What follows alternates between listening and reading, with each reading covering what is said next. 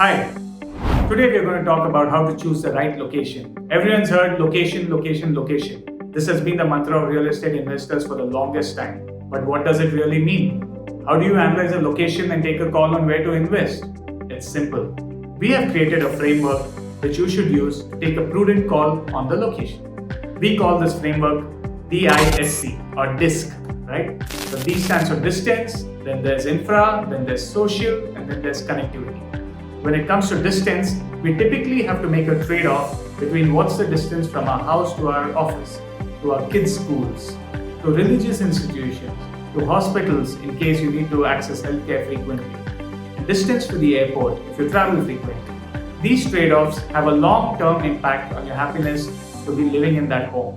When it comes to infrastructure, it's important to check if there are any massive projects underway or announced by the government, which will transform the area and create a spike in real estate prices in the future.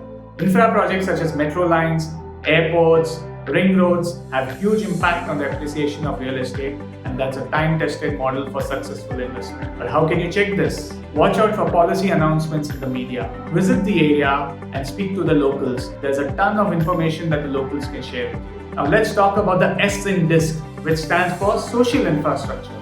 Life's not all about work, it's also about play.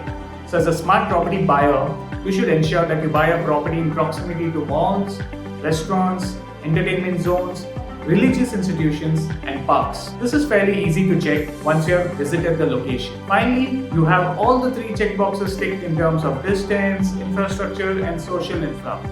But you cannot miss out on connectivity. You can live in the best of properties, but if the road leading to your personal heaven is through hell, then you might have a massive case of buyer's remorse. A property with great connectivity will have wide roads without bottlenecks, preferably 60 feet and above. Quality roads, which should be good without any potholes and damages.